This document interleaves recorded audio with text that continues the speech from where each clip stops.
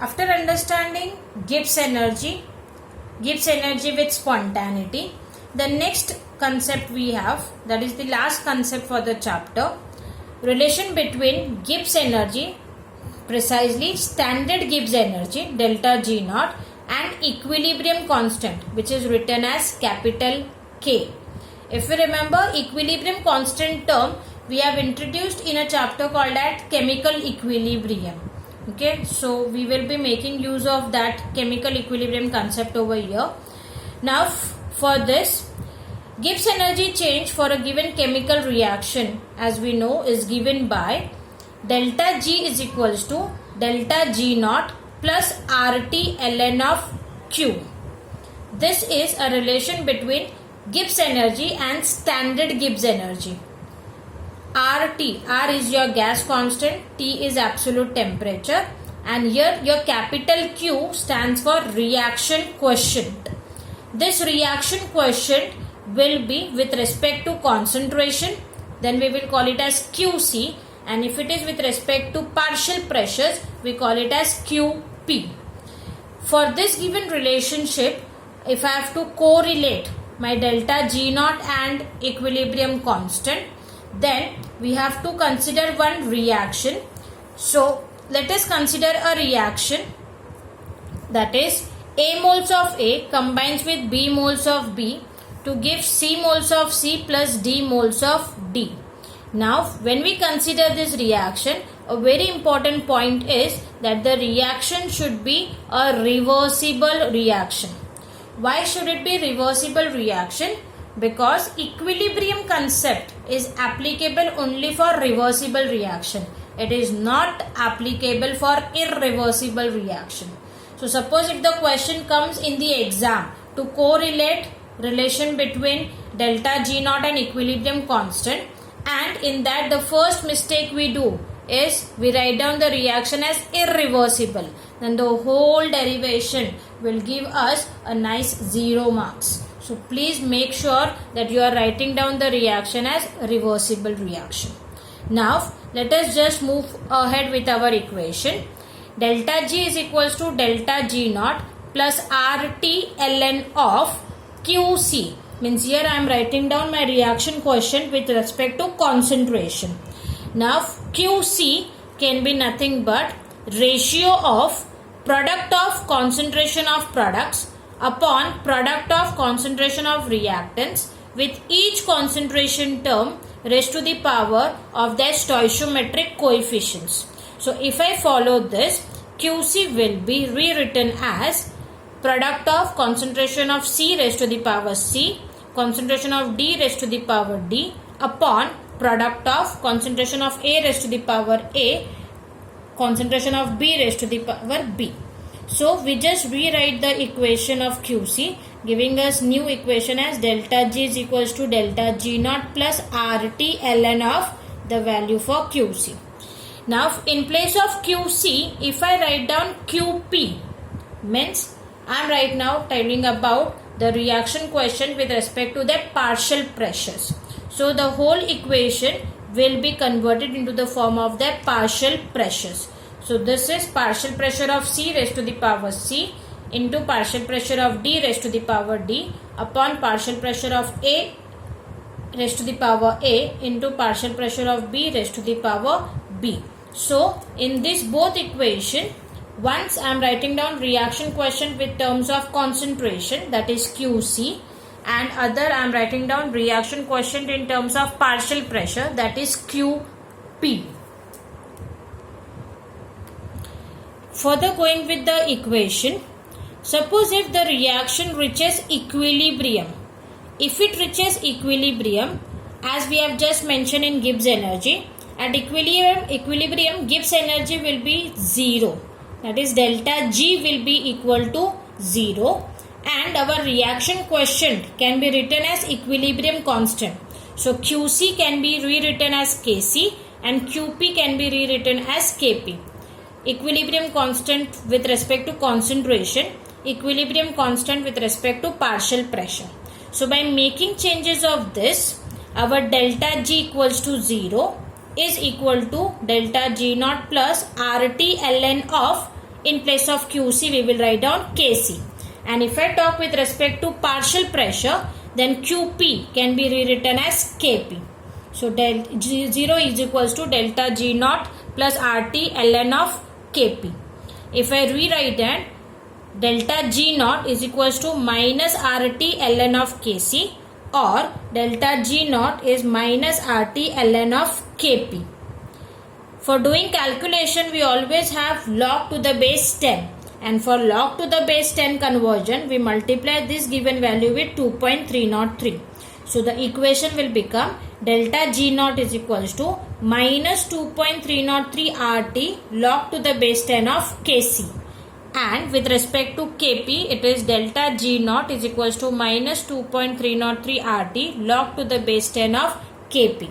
So these two are the equation which gives a correlation between standard Gibbs energy and equilibrium constant in terms of concentration, or equilibrium constant in terms of partial pressure. With respect to this, we generally have derivation, or we can also have numericals based on this.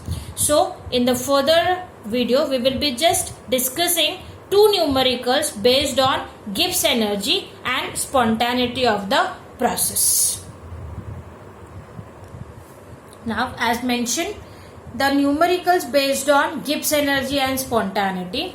For that, again, I am going to take a reference of our new textbook, page number 88, question number 4, sub-question 10, where the question is, with the given values of delta H and delta S, they have asked us to find whether the given reaction is spontaneous or non-spontaneous.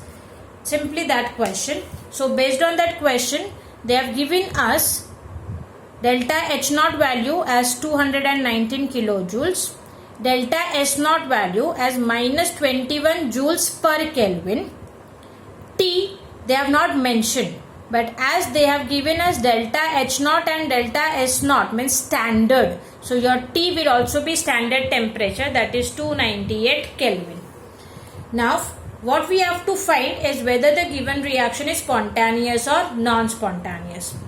To find out the spontaneity of the given reaction, what we have to do is we have to determine its delta G naught value. So we will be using a formula, delta G naught is equals to delta H naught minus T delta S naught.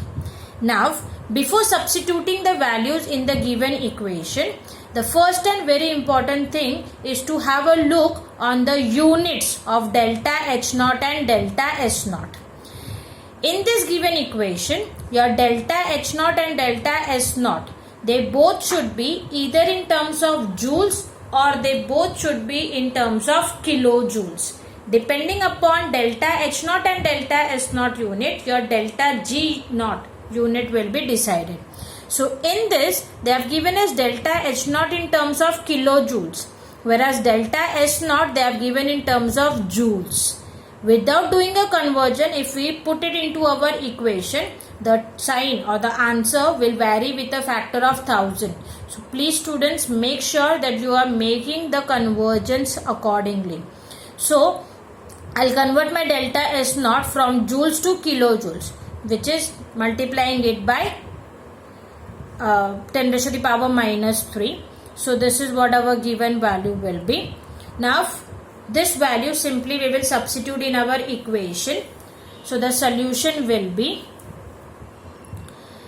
delta G naught is equals to delta H naught minus T delta S naught.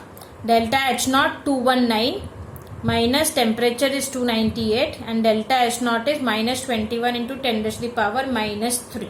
So we just simply calculate the value.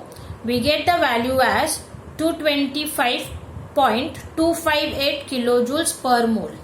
Now the question is not to find out delta G naught. So if you stop here, you may lose 1 mark of your answer. The question is to find out the reaction is spontaneous or non-spontaneous. So for that, your next statement is very important. So as we can see, your delta G value is positive. Just mentioned in the previous examples that when your delta G value is positive, means if it is greater than 0, it means that the given reaction is non-spontaneous. So depending upon the values which is given by delta H and delta S naught, the given reaction is non-spontaneous. Once again I tell, answer is not delta G naught value. Answer is to tell whether the spontaneity of whether the given reaction is spontaneous or non-spontaneous. So please make sure without fail you are talking about the spontaneity of the given reaction. Similarly, based on this, we have one more sum just down to that. The sum number is 11, where they have given us this reaction again with delta H naught and delta S naught value and ask us to find out whether the given reaction is spontaneous or non-spontaneous. Along with this, they have also asked us one more question, is whether this given reaction has a crossover temperature. So we have to solve this again in the same pattern. Delta H naught and delta S naught values given, but this is kilojoules and this is joules. So without fail we will converting joules into kilojoules by multiplying it with 10 raised to the power minus 3. In this we will again make use of the same formula. Delta G naught is equals to delta H naught minus T delta S naught. So when I substitute the given values as 196 minus 298 into bracket minus 126 into 10 raised to the power minus 3. By solving this, we get our delta G naught value as 233.548 kilojoules per mole. Again, the answer is not to find out only this. The answer is to tell about the spontaneity. So as our delta G naught is a positive value, this given reaction is non-spontaneous. Now, what about the crossover temperature criteria? As I have mentioned, crossover temperature condition arises when delta H naught and delta S naught, they both are positive, or delta H naught and delta S naught, they both are negative. Whereas in this given condition, your delta H naught is positive and delta S naught is negative. In this condition, our delta G will be positive irrespective of whatever is the temperature. Means the process will always be non-spontaneous at all temperature. And if it is this condition, means the crossover temperature criteria does not exist. So one more statement we have to add. It does not have a crossover temperature. This statement will also give us 1 mark. So do not forget to mention about the crossover temperature if asked in the question. So for today's class, what we have done is we have introduced with a term called as Gibbs energy. Then we wrote down the equation of Gibbs energy. Then we correlated Gibbs energy with spontaneity of the process. After that, we determined the 4 criteria depending upon the sign of delta H and delta S. Then we have correlated Gibbs energy with equilibrium constant, standard Gibbs energy with equilibrium constant, and then we did 2 numericals which were asked to find out the spontaneity of the given reaction. So with this, we conclude a chapter called as Chemical Thermodynamics and Energetics. As mentioned, there are very small topics. Even though the number of the topics is big, but the concepts are very easy to understand. And with respect to the concepts, wherever I have solved the numericals, please make a point that first the concept to be clear and then to go through the numericals. Without understanding the concept, if you directly jump to the numericals, you will understand nothing. And in numericals, the most important attention is to be paid on the units of the given values.